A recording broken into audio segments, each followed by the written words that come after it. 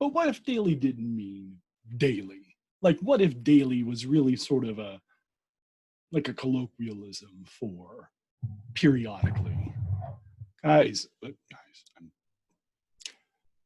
everyone, I'm trying my hardest to stay afloat at work. Boy, is it busy because we've got this conference coming up. You did not come here to hear about that conference. You came here because this is Footnotes with Mike Bevel, reading Middlemarch, and we're going to do chapter 10 together.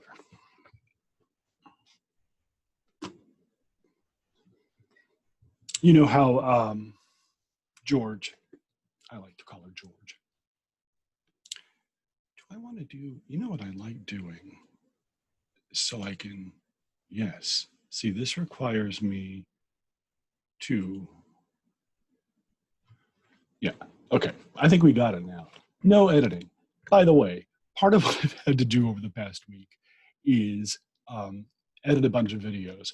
And it was a struggle. And I am new at learning. Sorry, my boss is IMing me while I'm trying to do that. Oh, okay. So we're gonna pause for a second because I think I need to tend to this. Yeah, it was just some stuff that she needed covered because nobody is in control of this conference. Again, I know you're not here for the conference, but I don't know. We bring our lives to our books, right? We bring our frustrations. If we read a book when we're feeling frustrated, we may not be as careful with the characters or with the text. We may take things the wrong way or ways we may not have taken them if we weren't in a bad mood. So yeah, I think definitely our lives are key to the way that we read. Something to think about, which is why I believe the best books are those that age along with you.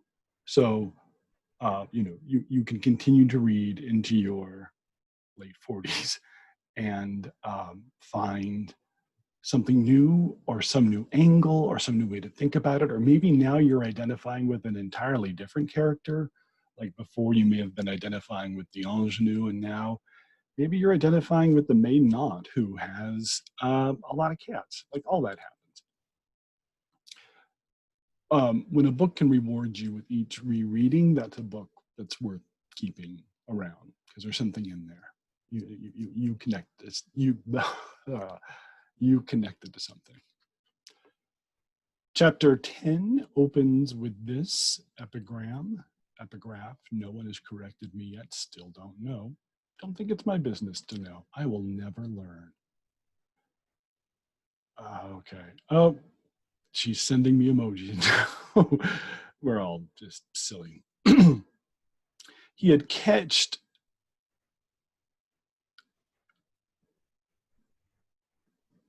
Okay. Yeah, sorry. I'm going to let's just close this window here that I have open so I don't see any more of those. Let's come back here.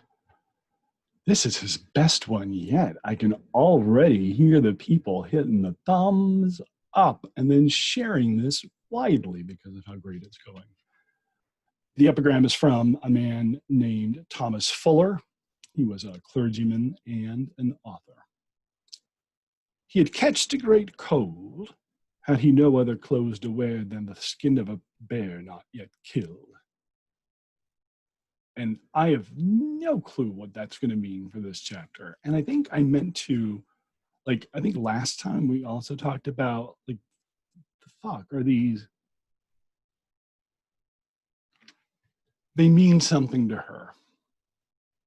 And we don't have her reasoning for why. And I'm shaking again. You might be able to see some prisms. I can see some prisms because I decided to make my room filled with light. Young Ladislaw did not pay that visit to which Mr. Brooke had invited him, and only 6 days afterwards, Mr. Causabon mentioned that his young relative had started for the continent seeming by his cold vagueness to waive inquiry. Indeed, Will had declined to fix on any more precise destination than the entire area of Europe. Genius, he held, is necessarily intolerant of fetters. On the one hand, it must have the utmost play for its spontaneity. On the other, it may confidently await those messages from the universe which summon it to its peculiar work, only placing itself in an attitude of receptivity towards all sublime chances. The attitudes of receptivity are various, and Will had sincerely tried many of them. He was not excessively fond of wine, but he had several times taken too much, simply as an experiment in that form of ecstasy. We call that high functioning alcoholism now. Like if you drink only to get drunk, that's yeah, you should probably check in with a sponsor in a meeting, and please do.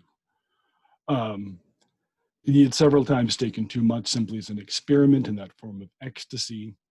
He had fasted till he was faint and then supped on lobster. He had made himself ill with doses of opium. Nothing greatly original had resulted from these measures, and the effects of the opium had convinced him that there was an entire dissimilarity between his constitution and De Quincey's. De Quincey is his full name. What is it? Oh, it's Thomas De Quincey, and he wrote a nonfiction work called Confessions of an English Opium Eater. Either opium eater or opium addict.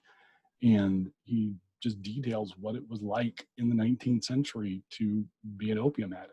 And it's, one of the first, I think it's among the first recovery memoirs we have. And someone writing about, struggling with something that still wasn't very identified or wasn't really talked about that much in society.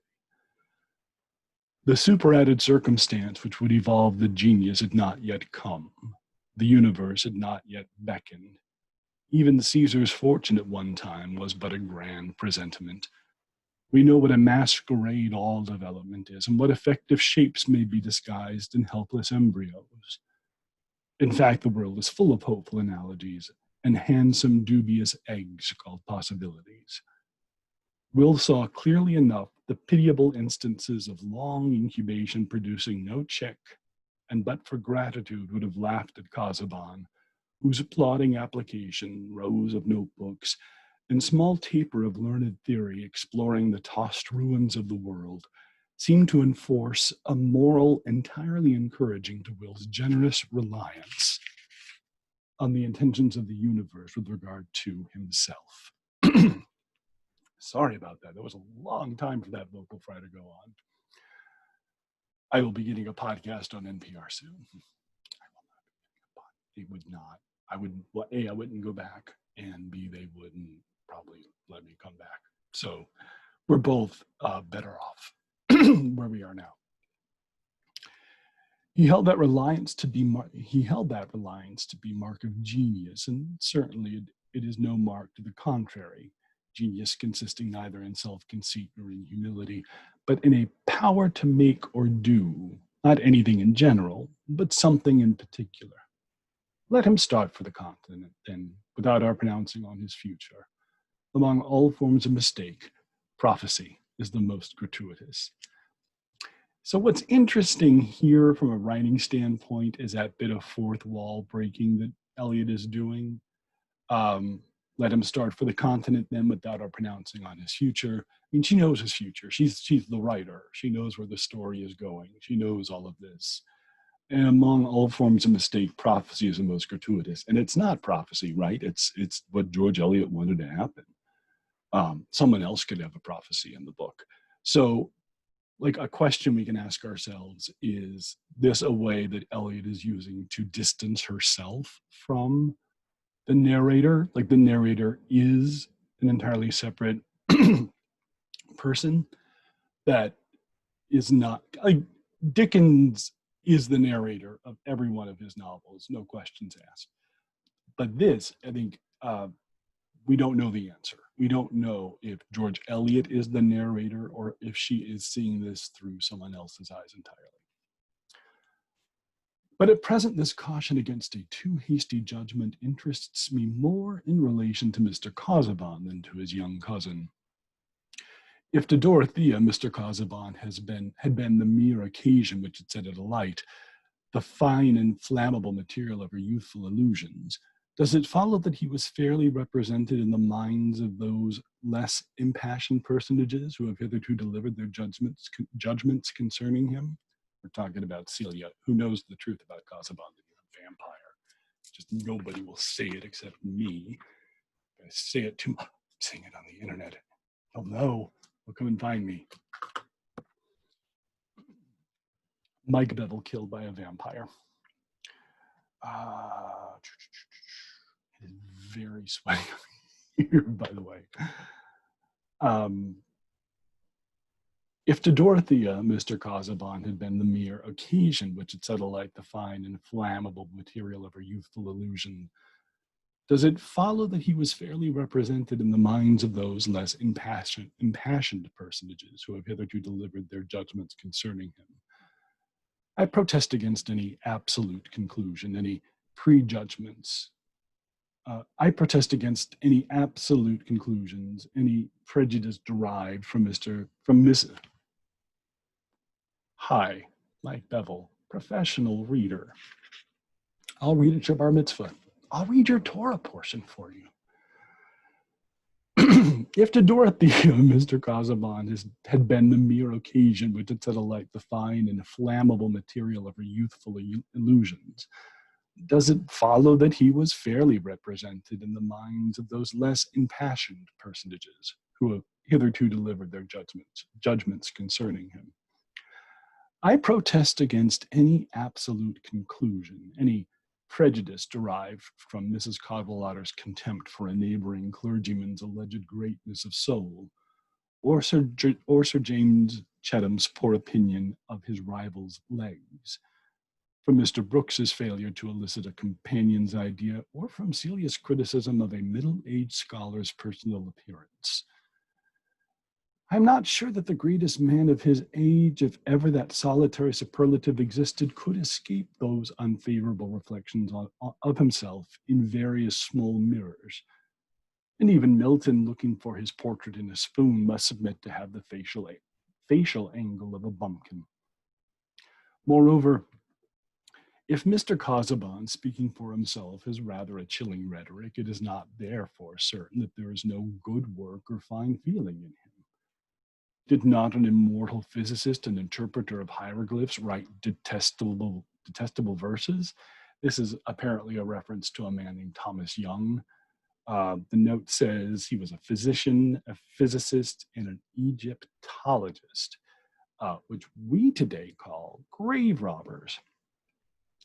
Also a classical scholar as a youth and a poet. As a physician, he did significant research on optics and the heart. Okay, Norton, I know you're watching this because you're very interested in what I'm doing with your book. Why not tell us what those verses might have been? That would be interesting to know. That's a note that I would want. Like if I were footnoting this book, I would look up what immortal physicist, what detestable verses he wrote. Like what would count for that? It's frustrating. Has the theory of the solar system been advanced by graceful manners and conversational tact?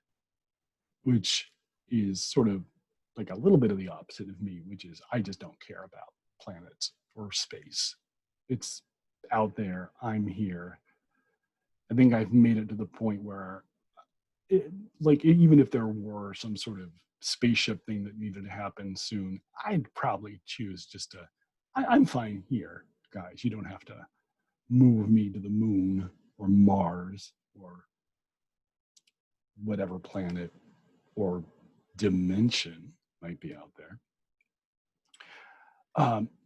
Suppose we turn from outside estimates of man to wonder with keener interest, what is the report of his own consciousness about his doings or capacity?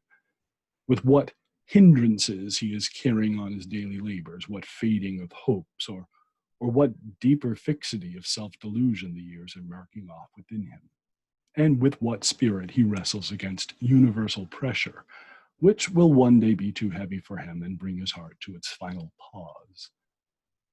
Doubtless his lot is important in his own eyes, and the chief reason that we think he asks too large a place in our consideration must be our want of room for him, since we defer him to the divine regard with perfect confidence. Nay, it is even held sublime for our neighbor to expect the utmost there, however little he may have got from us. Mr. Causabon, too, was the center of his own world. If he was liable to think that others were providentially made for him, and especially to consider them in the light of their fitness for the author of a key to all mythologies, this trait is not quite alien to us, and like the other mendicant hopes of mortals, claims some of our pity. There's a line I wanted to repeat.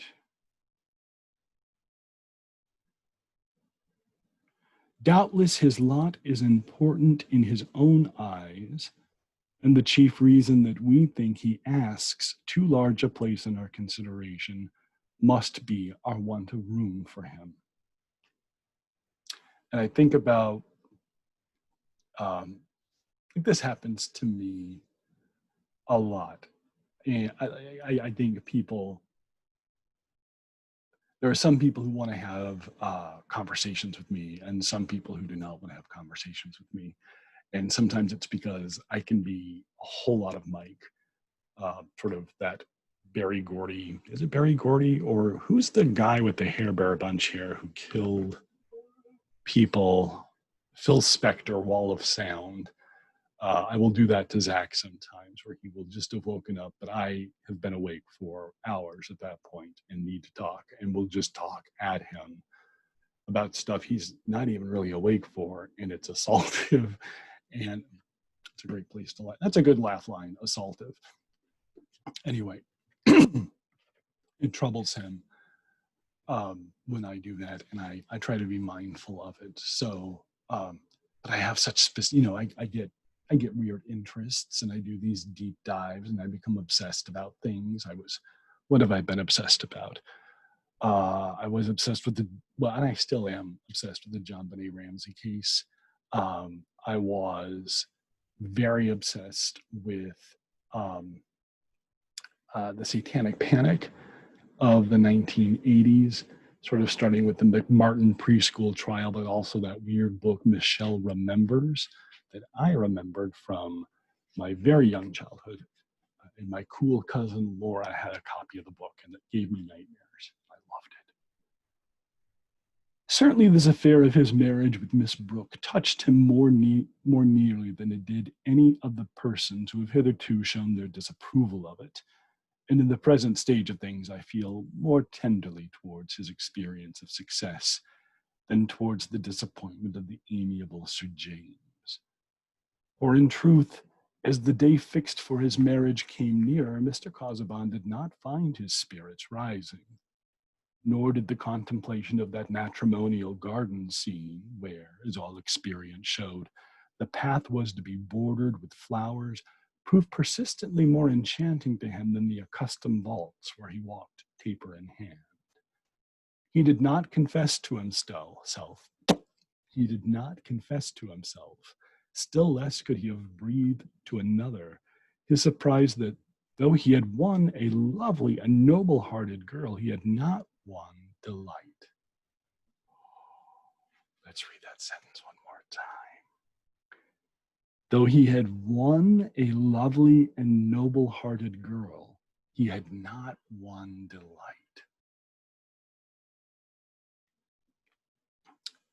And that's a bigger issue. So marriage is such a bigger deal in the 19th century. We treat it pretty casually in the 21st, unless it's gay people, and then we've got to vote about it. But so making this kind of a mistake is difficult to get out of without causing some kind of scandal that could affect your future marriage prospects on both sides, actually.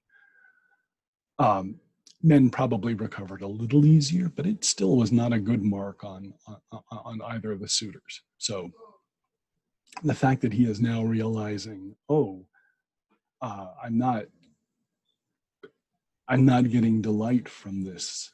Uh, that's that says something, and it shouldn't make us. And I think Eliot has just been spending this paragraph telling us that we shouldn't be too hard on Causabon, because we are who we are, and he's been who he is for, again, 45 years. So he is near death's door, but he's been himself for a while, and it's tough to not be yourself when you've been that way for that long and not had anybody to challenge it. I have a brother, and Zach, my husband, does not. And that has been, or had been, not as much anymore, but that had been something. I change color a lot, but I think it's the camera. Like, I'm not blushing or anything. I'm not a chameleon. Anyway, so one of the things that I had to get used to was dealing with someone who had never had to share anything before. Like, he grew up an only child, so there was no sharing of anything. And I grew up with a brother, and I had to share everything. And so it was, that was a learning curve. He did not confess to himself, still less could he have breathed to another his surprise that though he had won a lovely and noble-hearted girl, he had not won delight, which he had also regarded as an object to be found by search. It is true that he knew all the classical passages implying the contrary, but knowing classical passages, we find, is a mode of motion, which explains why they leave so little extra force for their personal application. Poor Mr. Causabon had imagined that his long, studious bachelorhood had stored up for him a compound interest of enjoyment, and that large drafts on his affections would not fail to be honored, for we all of us, grave or light, get our thoughts entangled in metaphors and act fatally on the strength of them.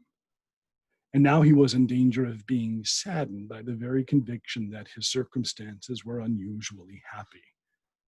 There was nothing external by which he could account for a certain blankness of sensibility which came over him just when his expectant gladness should have been most lively, just when he exchanged the accustomed dullness of his Lowick library for his visits to the Grange. Here was a wary experience in which he was as utterly condemned to loneliness as in the despair which sometimes threatened him while toiling in the morass of authorship without seeming near to the goal. And his was that worst loneliness which would shrink from sympathy.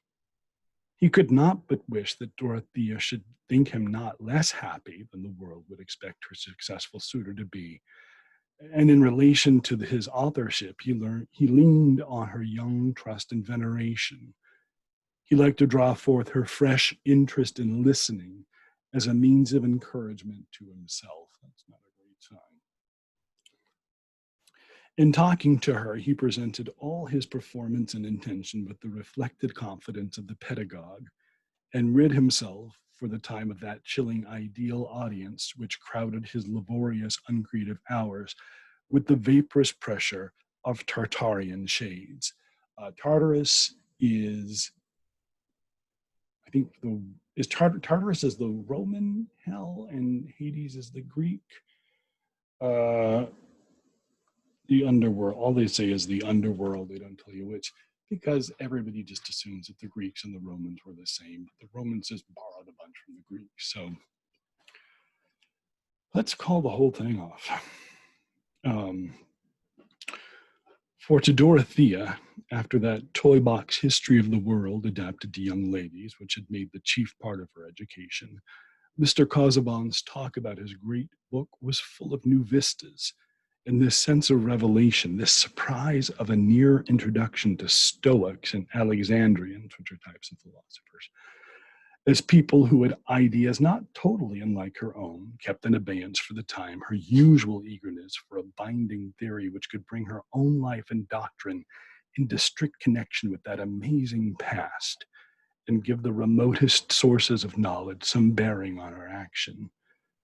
That more complete teaching would come, Mr. Causabon would tell her all that.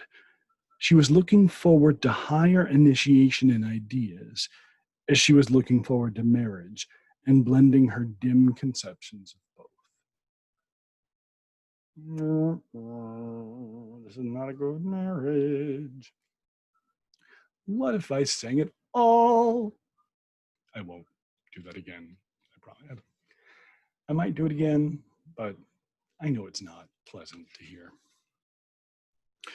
It would be a great mistake to suppose that Dorothea would have cared about any share in Mr. Causabon's learning as mere accomplishment, for though opinion in the neighborhood of Freshitt and Tipton had pronounced her clever, that epithet would not have described her to circles in whose more precise vocabulary cleverness implies mere aptitude for knowing and doing apart from character. All her eagerness for acquirement lay within and doing apart from her let's try that again. All her eagerness for acquirement lay within that full current of sympathetic motive in which her ideas and impulses were habitually swept along. She did not want to deck herself with knowledge, to wear it loose from the nerves and blood that fed her action. And if she had written a book, she must have done it as St. Teresa did, under the command of an authority that constrained her conscience. But something she yearned for by which her life might be filled with action at once rational and art. Oh, sorry, let's try that one again too.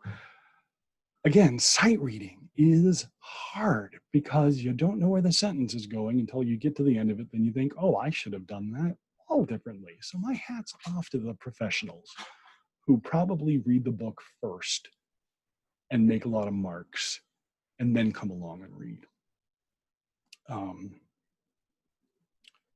All her energy, all her eagerness for acquirement lay within the full current of sympathetic motive in which her ideas and impulses were habitually swept along. She did not want to deck herself with knowledge, to wear it loose from the nerves and blood that fed her action. And if she had written a book, she must have done it as St. Teresa did, under the command of an authority that constrained her conscience. But something she yearned for by which her life might be filled with action at once rational and ardent. And since the time was gone by for guiding visions and spiritual directors, since prayer heightened yearning, but not instruction, what lamp was there but knowledge? Surely learned men kept the only oil, and who more learned than Mr. Causabon? Thus, in these brief weeks, Dorothea's joyous, grateful expectation was unbroken, and however her lover might occasionally be conscious of flatness, he could never refer it to any slackening of her affectionate interest. The season was mild enough to encourage the project of extending the wedding journey as far as Rome, and Mr. Causabon was anxious for this because he wished to inspect some manuscripts in the Vatican. So interesting and unrelated, kind of. But first off, let's do a Google together where I look up EN.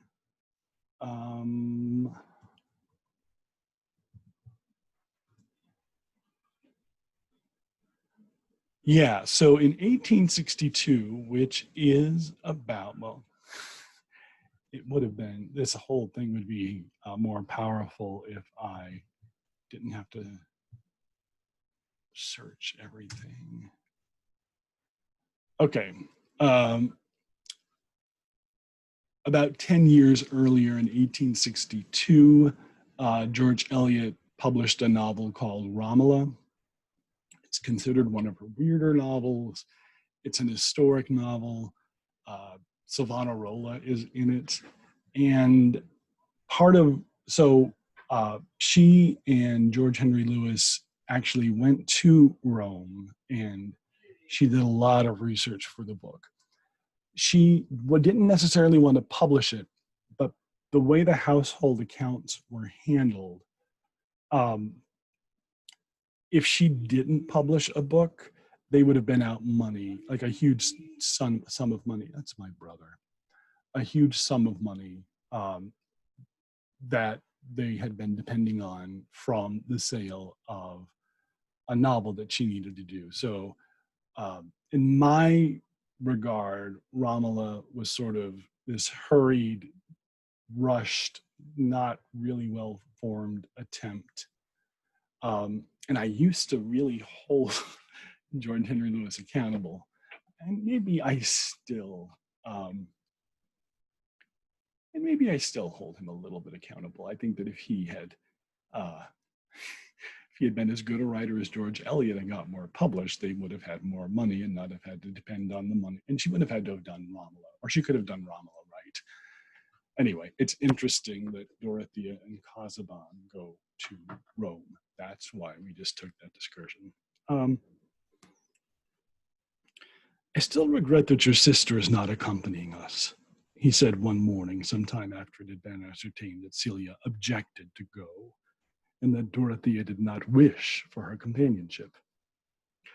You will have many lonely hours, Dorothea, for I shall be constrained to make the utmost use of my time during our stay in Rome, and I should feel more at liberty if you had a companion. The words, I should feel more at liberty, grated on Dorothea. For the first time in speaking to Mr. Causabon, she colored from annoyance.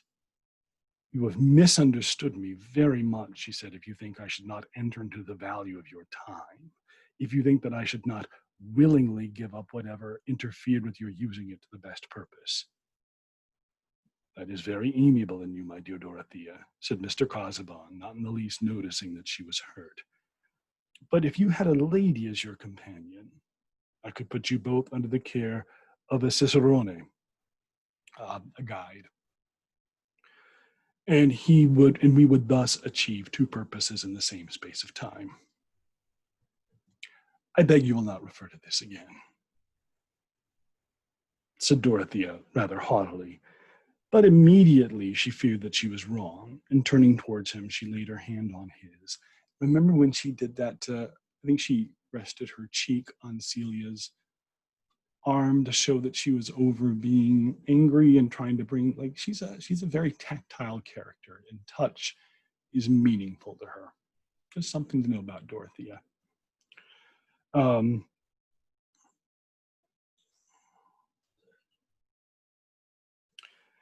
She laid her hands on his, adding in a different tone, pray do not be anxious about me. I shall have so much to think of when I am alone, and Tantrip will be a sufficient companion just to take care of me. I could not bear to have Celia.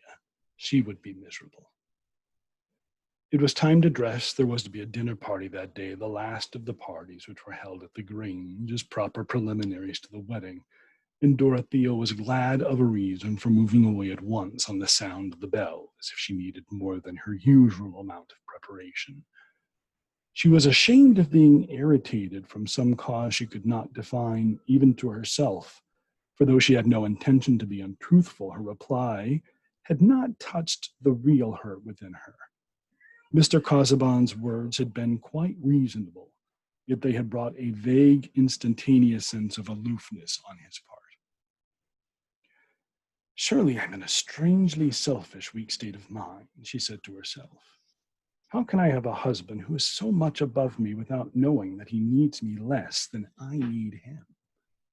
It's also not a great way to go into a relationship. It happened a lot in the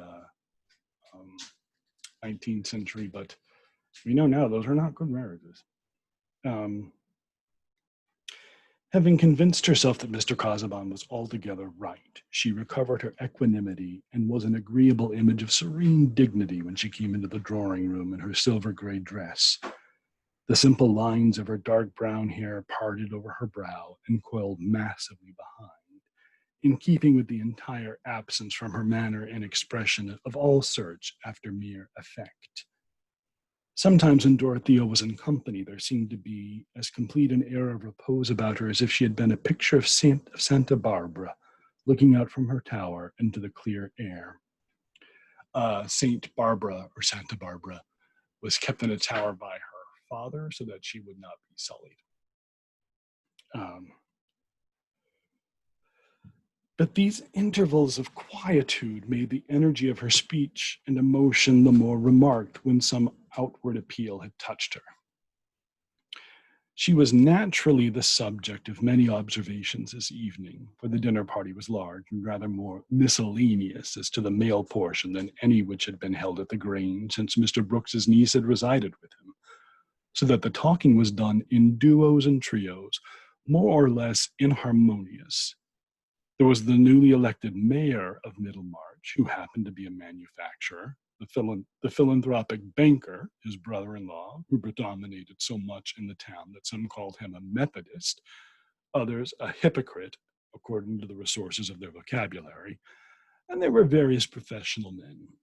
In fact, Mrs. Cadwallader said that Mr. Brooke was bringing to treat the In fact, Mrs. Cadwallader said that Brooke was beginning to treat the Middlemarchers, and that she preferred the farmers at the tithe dinner who drank her health unpretentiously, who were not ashamed of their grandfather's furniture. For in that part of the country, before reform had done its notable part in developing the political consciousness, there was a clear distinction of ranks and dimmer distinction of party, so that Mr. Brooke's miscellaneous invitation seemed to belong to that general laxity which came from his inordinate travel and habit of taking too much in the form of ideas.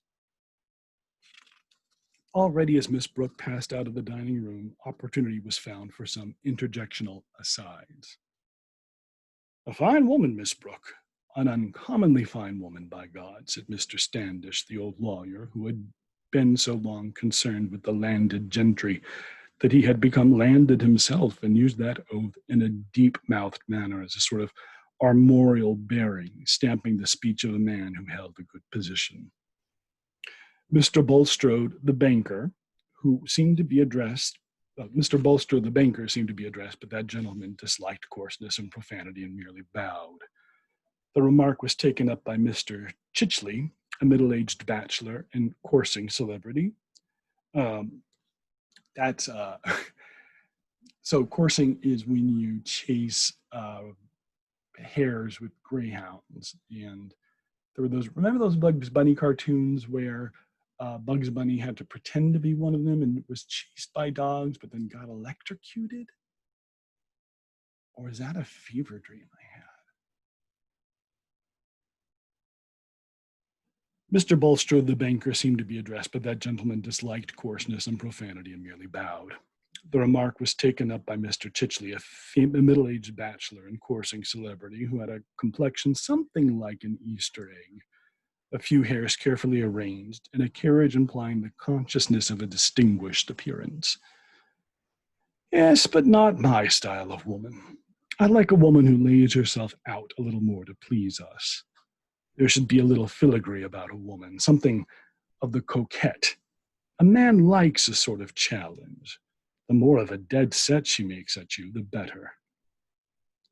"There's some truth in that," said Mr. Standish, disposed to be genial. "And by God, it's usually the way with them, There's some truth in that," said Mr. Standish, disposed to be genial. "And by God, it's usually the way with them. I suppose it answers some wise ends. Providence made them so, Bulstrode?" "I should be disposed to prefer coquetry to another source," said Mr. Bulstrode. "I should rather refer it to the devil."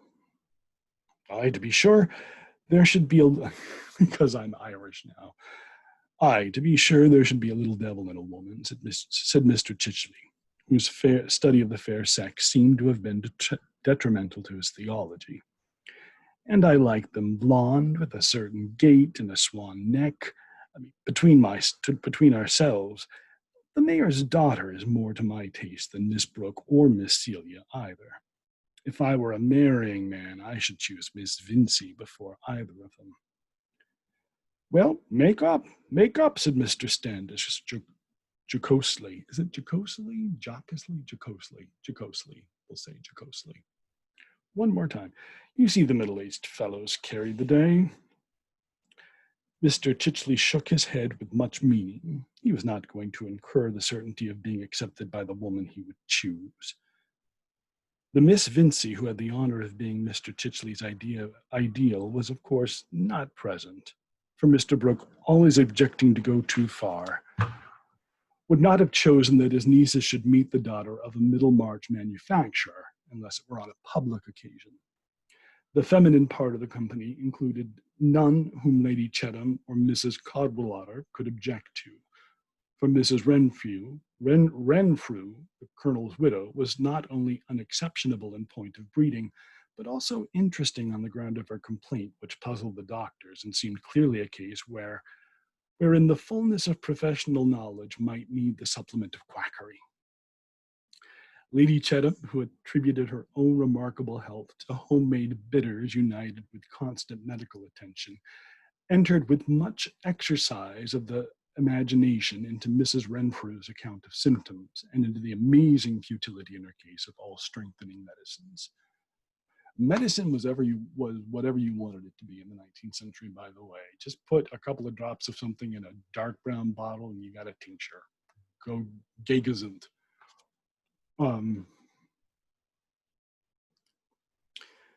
Where can all the strength of those medicines go, my dear? Said the mild but stately dowager, turning to Mrs. Cadwallader reflectively when Mrs. Renfrew's attention was called away. It strengthens the disease, said the rector's wife, much too well born not to be an amateur in medicine. Everything depends on the constitution. Some people make fat, some blood, and some bile. I mean, that's my view of the matter, and whatever they take is sort of grist to the mill. Then she ought to take medications that would reduce the disease, you know. If you were right, my dear. I don't know why I tried to act that. I'm not an actor. Let's try that, just me reading. Then she ought to take medicines that would reduce the disease, you know, if you were right, my dear. And I think what you say is reasonable. Well, certainly it is reasonable. You have two sorts of potatoes fed on the same soil. One of them grows more and more watery. Ah, like this poor Mrs. Renfrew. That is what I think. Dropsy. You could, by the way, die of dropsy. In a book, this other book I'm reading, I think a cook dies of dropsy. Just falls down one day, her legs completely swollen with water.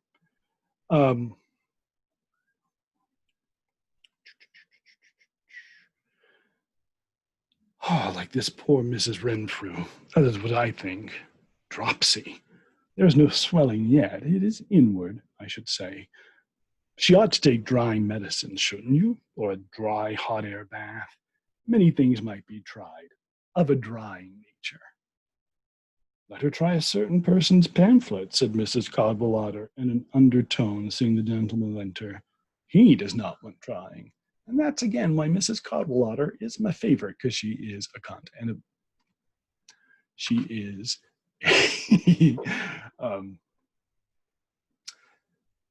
she's my type of gal. I'm sorry about the C word. I should not say that. But there's no editing. So I did say it. And I'm apologizing. Oh, words. Who, my dear? Said Lady Chettam, a charming woman, not so quick as to nullify the pleasure of explanation. The bridegroom, Causabon. He has certainly been drawing up faster since the engagement. The flame of passion, I suppose. Well, I should think he is far from having a good constitution, said Lady Chettam with a still deeper undertone. And then his studies, so very dry, as you say. Really, by the side of Sir James, he looks like a death's head skinned over for the occasion. Mark my words, in a year from this time, that girl will hate him. She looks up to him as an oracle now, and by she will be at the other extreme, all flightiness. How very shocking. I fear she is headstrong. But tell me, you know all about him. Is there anything very bad? What is the truth? And that's an interesting question about Causabon that people ask periodically in the book. Like, what? He's not great or stereotypically great or attractive, but what is wrong with him? And I think it is this sense. It's this Victorian sense of age sucking up beauty, or sucking up innocence. And it would be seen as a little bit shocking and a waste of a woman too, like a woman who was in prime childbearing years. Even though men can have, like Charlie Chaplin had babies into his 80s, which is a line from When Harry Met Sally. I didn't come up with it. I don't know about who Charlie Chaplin did or did not procreate with. There could not be anything worse than that, said Lady Chatham with no. How very shocking. I feel she is headstrong, but tell me, you know all about him. Is there anything very bad? What is the truth? The truth is as bad as the wrong physic, nasty to take and sure to disagree. There could not be anything worse than that, said Lady Chatham, with so vivid a conception of the physic that she seemed to have learned something exact about Mr. Causabon's disadvantages. However, James will hear nothing against Miss Brooke. He says she is the mirror of woman still. Mirror of women still. Let's have a little bit of water. I think because I let a couple days pass, and this is the first time, I'm a little nervous, even though it's just me and this microphone. Like, it's not like you're here staring at me expectantly or getting up and leaving because I can't pronounce names or read sentences correctly. That is a generous make-believe of his. Depend upon it, he likes little Celia better, and she appreciates him. I hope you like my little Celia. Oh, certainly she is fonder of geraniums, and seems more docile, though not so fine a figure. But we were talking of physic. Tell me about this new young surgeon, Mr. Lydgate. There's a name you want to keep filed away. I am told he is wonderfully clever. He certainly looks it. A fine brow indeed. Oh, he is a gentleman. I heard him talking to Humphrey. He talks well. Yes, Mr. Brooks says he's one of the Lydgates of Northumberland, really well connected. One does not expect it in a practitioner of that kind. For my own part, I like a medical man more on a footing with the servants. They are often all the cleverer. I assure you I found poor Hicks's judgment unfailing. I never knew him wrong. He was coarse and butcher-like, but he knew my constitution. It was a loss to me his going off so suddenly. Dear me, what a very animated conversation Miss Brooke seems to be having with this Mr. Lydgate. Oh, she is talking cottages and hospitals with them, said Mrs. Cadwallader, whose ears and power of interpretation were quick. I believe he is a sort of philanthropist. So Brooke is sure to take him up. James, said Lady Chatham when her son came near, bring Mr. Lydgate and introduce him to me. I want to test him. The affable dowager declared herself delighted with this opportunity of making Mr. Lydgate's acquaintance, having heard of his success in treating fever on a new plan. Mr. Lydgate had the medical accomplishment of looking perfectly grave, whatever nonsense was talked at him, and his dark, steady eyes gave him impressiveness as a listener. He was as little as possible like the lamented Hicks, especially in a certain careless refinement about his toilette and utterance. Yet Lady Chatham gathered much confidence in him. He confirmed her view of her own constitution as being peculiar by admitting that all constitutions might be called peculiar, and he did not deny that hers might be more peculiar than others. He did not approve of a too lowering system, including reckless cupping, nor, on the other hand, of incessant port wine and bark. So these are all different kinds of treatments for the maladies that they had back then. Did they work? Maybe, or maybe it was what is it called? Psychosomatic? Is that the word I'm looking for? He said, I think so, with an air of so much deference, accompanying the insight of agreement, that she formed the most cordial opinion of his talents. I'm quite pleased with your protege, she said to Mr. Brooke before going away. My protege, dear me, who is that? Said Mr. Brooke. This young Lydgate, the new doctor. He seems to me to understand his profession admirably. Oh, Lydgate, he is not my protege, you know. Only I knew an uncle of his who sent me a letter about him. However, I think he is likely to be first-rate, has studied in Paris, New Brousses has ideas, wants to raise the profession. Lydgate has lots of ideas, quite new, about ventilation and diet, that sort of thing, resumed Mr. Brooke, after he had handed out Lady Chettam, and had returned to be civil to a group of Middlemarchers. Hang it, do you think that is quite sound, upsetting the old treatment, which has made Englishmen what they are, said Mr. Standish. So that is something that is, so this is, she's writing an historical novel. It's the 70s when she's writing. It's taking place in the 30s. And yeah, people were loath to try new ways of medicine because they had done fine or died on the old. And doing something new seemed untrustworthy. Like, we haven't done it this way. And there's this calcification of thinking that towns go through. We've got to be done with this chapter soon. I'm done reading. Medical knowledge is at a low ebb among us, said Mr. Bulstrode, who spoke in a subdued tone and had rather a sickly air. I, for my part, hail the advent of Mr. Lydgate. I hope to find good reason for confiding the new hospital to his management. That is all very fine, replied Mr. Standish, who was not fond of Mr. Bulstrode. If you like him to try experiments on your hospital patients and kill a few people for charity, I have no objection. But I am not going to hand money out of my purse to have experiments tried on me. I like treatment that has been tested a little. Well, Standish, every dose you take is an experiment. An experiment, said Mr. Brooke, nodding towards a lawyer. Oh, if you talk in that sense, said Mr. Standish, with as much disgust at such non-legal quibbling as a man can well betray towards a valuable client.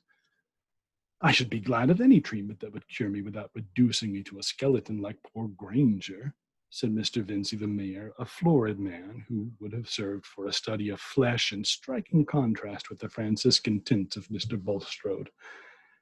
It's an uncommonly dangerous thing to be left without any padding against the shafts of disease, as somebody said.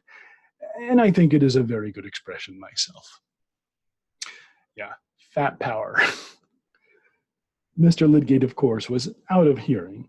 He had quitted the party early and would have thought it altogether tedious but for the novelty of certain introductions, especially the introduction to Miss Brooke, whose youthful bloom, with her approaching marriage to that faded scholar, and her interest in matters socially useful, gave her the piquancy of an unusual combination.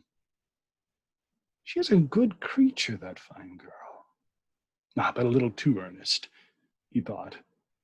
It is troublesome to talk to such women. They are always wanting reasons, yet they are too ignorant to understand the merits of any question and usually fall back on their moral sense to settle things after their own taste.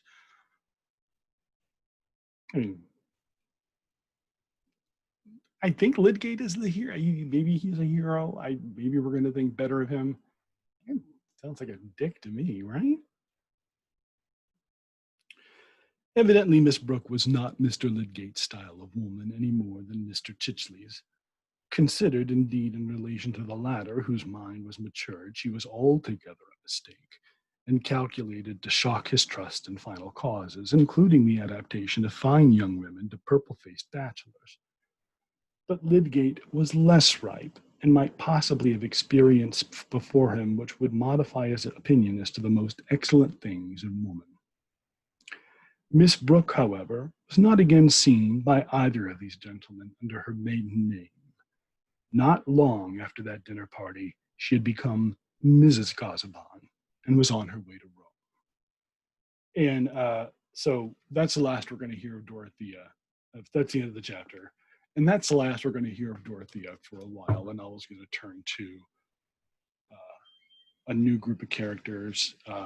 We're not quite done with book one. We still have, let's see, 2 more chapters, 11 and 12, to get through before we get to book 2. We'd get there sooner if I'd do this every day, right? I do it when I can, and I do it because I love it, and I don't want to hate it. So I won't do it when I don't want to do it. That's how it's going to be. All right.